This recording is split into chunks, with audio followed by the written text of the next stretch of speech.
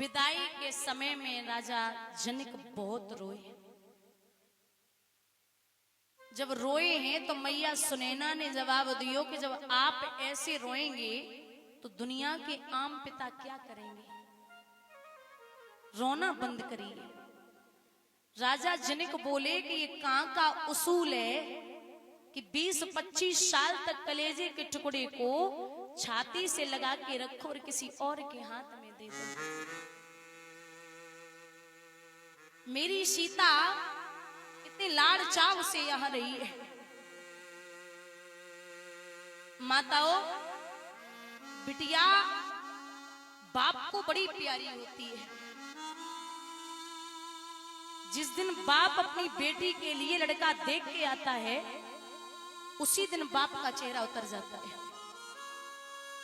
और बेटी पूछ ले कि पापा क्या हुआ, कुछ ज्यादा मांग लिया क्या? तो बाप बोलता नहीं लाडो, ज्यादा नहीं मांगा, वो मैं ये सोच रहा हूं कि आज से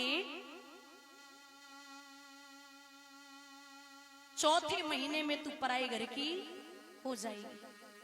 ये घर, ये कमरा, ये बक्सा, ये अलमारी, ये वस्त्र, ये तेरे नहीं रहेंगे।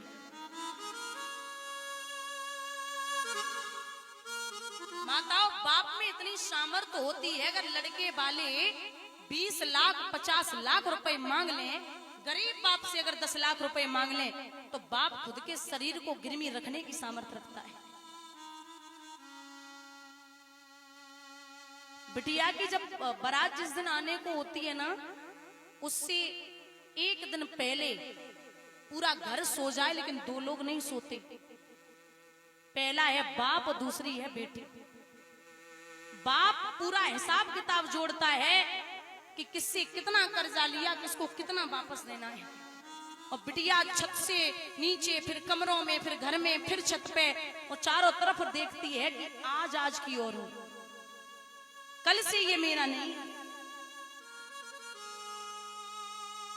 बिटिया की विदाई पे सब रोते हैं, सब, लेकिन एक ऐसा व्यक्ति रोता है जिसे नहीं रोना चाहिए, और वो है बेटी का भाई।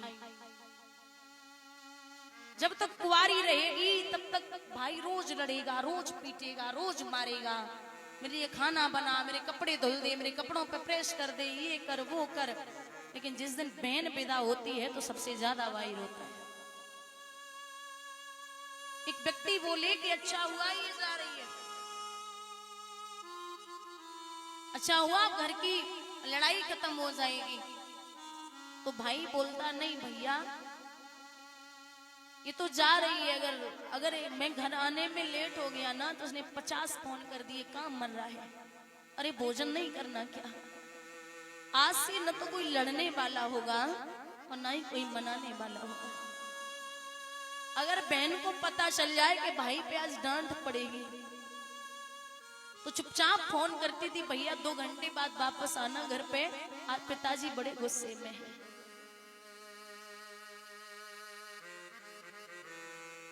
बाप ये सोचता है कि मेरी बिटिया, अच्छा बाप कुंवारी हो बिटिया ना तो आंसू देख ले, आंखों में बर्दाश्त करेगा, लेकिन शादी के बाद पिता कभी अपनी बेटी की आंखों में आंसू बर्दाश्त नहीं कर सकता। दादा, बिटिया जब पराई घर जाती है ना तो जैसे ही बेटी विदा हुई, रिश्तेदार, नातेदार, हितकारी, व्यवहारी सब चले जाते। बोले भैया मेरे भी घर पे काम है, मैं भी जा रहा हूं।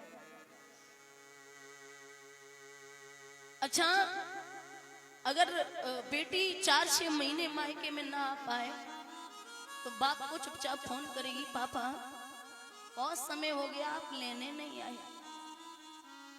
अब जान निकली जा रही है, मां से मिलना है, कोई गलती हुई है क्या? बाप बोलता जल्दी आऊंगा लाडो।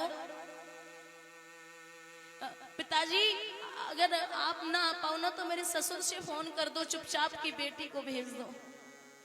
दादा अगर फोन कर दे बाप की मेरी बिटिया को भेजना है और ससुर मना कर दे कि अभी नहीं, तो मन मार के बैठ जाती। आपका बेटा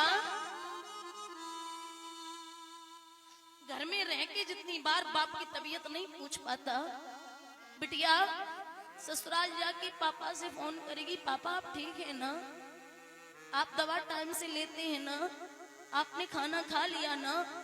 दिन भर में 10 बार बाप को पूछेगी, पापा आपका स्वास्थ्य ठीक है ना।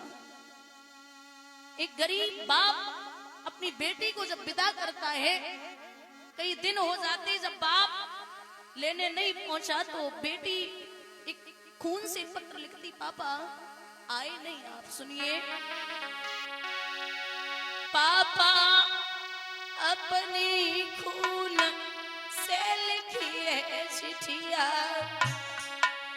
हो बबुला मायके को घर से तुम्हारी उड़िया, पापा मायके को घर से तुम्हारी मिठिया।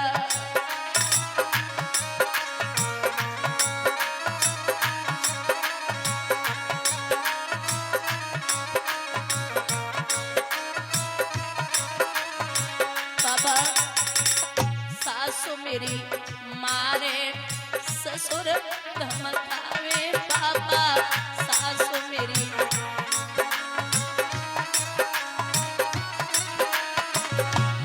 पापा ननद दिखावे तेल की कटिया, बबुला ननद दिखावे तेल की कटिया, ओ पापा मायके को तरसे तुम्हारी गुड़िया।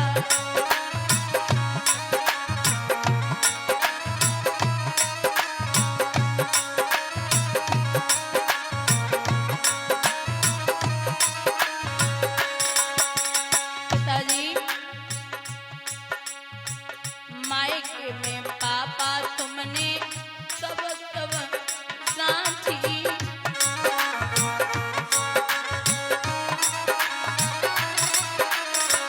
ससुरे में बिना पिटे दिन जात नहीं बाकी,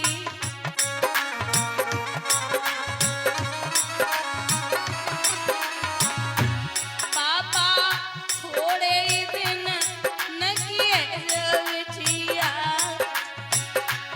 बबुला थोड़े ही दिन न किए गुड़िया, ओ बबुला मायके को घर से तुम्हारी मिठिया।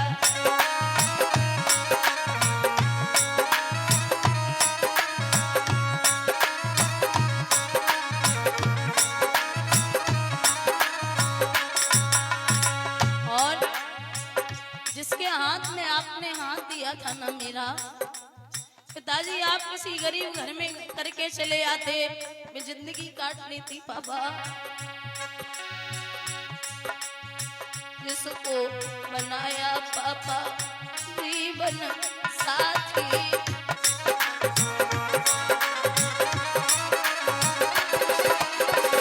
कोई कहता है लगा ले तू फांसी,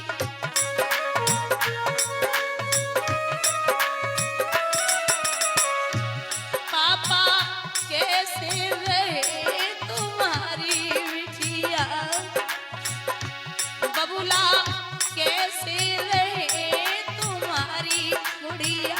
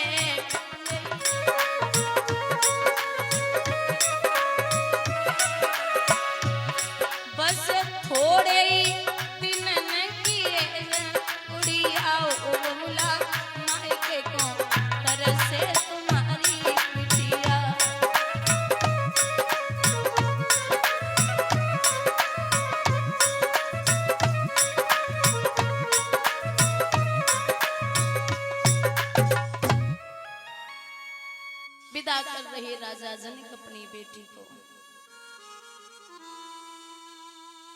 बहुत रोए।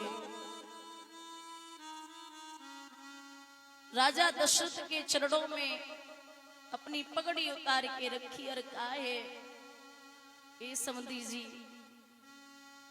मेरी बेटी से कभी तकलीफ हो तो हमें बता देना, मैं चुपचाप ले आऊंगा, कष्ट मत देना। राजा दशरथ गले से लगा के बोले, अरे जनक जी, आप तो बड़ी ज्ञानी और विद्वान हैं, आपको पता है कि हमारा राम कितना सीधा है।